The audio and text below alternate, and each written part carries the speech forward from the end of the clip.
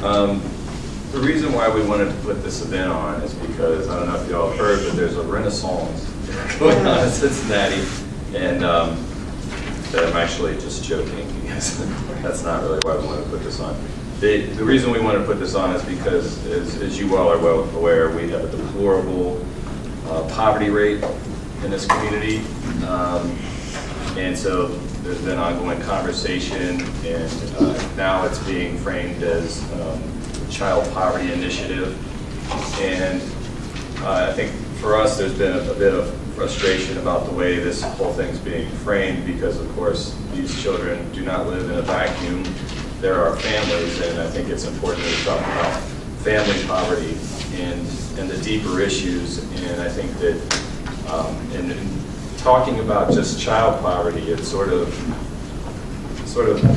gives the impression, at least to me, that we need to focus on the children, but if we're ignoring the parents, then it makes it seem as if they're somehow not worthy of being a part of this discussion and worthy of our attention and concern. So we wanted to really just challenge that framing, and as advocates for a long time, and you all know Michelle, and we've of course been to many of these forums.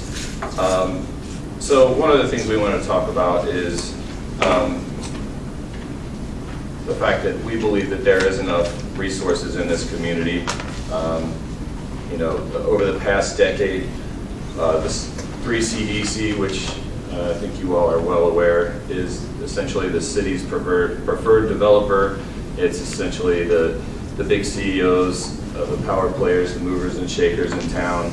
And they are largely the decision makers. When they call City Hall, everybody listens. And when they have an agenda, it is usually set in motion by our representatives.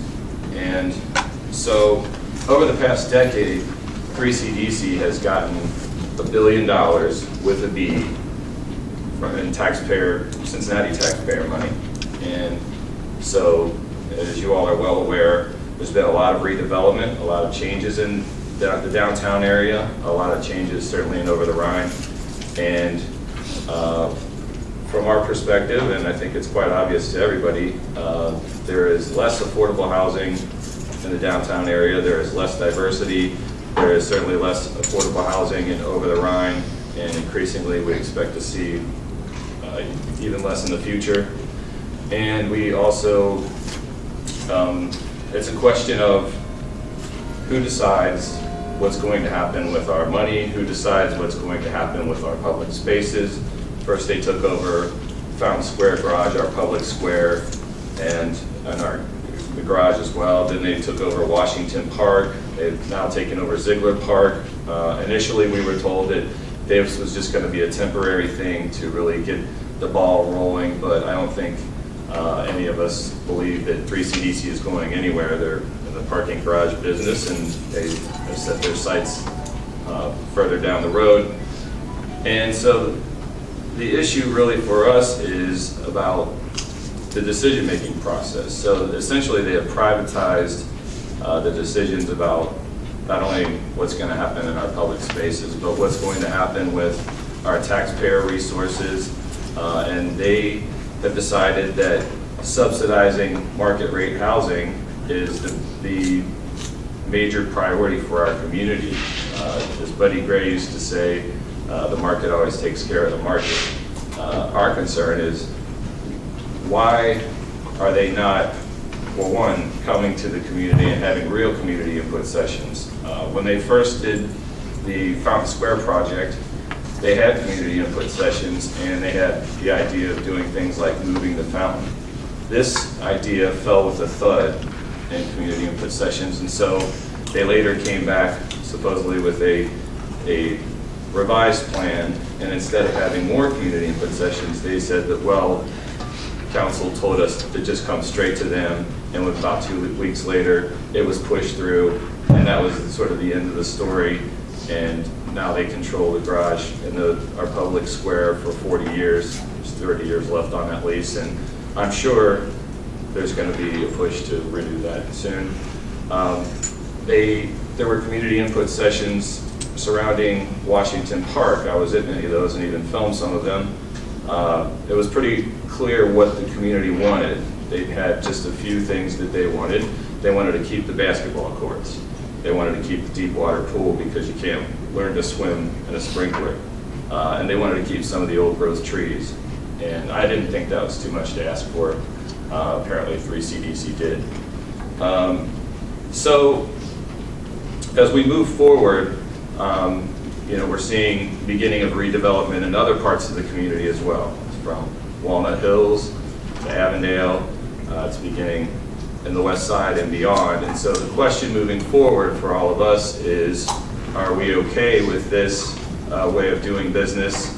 Do we believe that the CEOs in town know what's best and should be able to just dictate what's going to happen in our public spaces and with our public taxpayer dollars?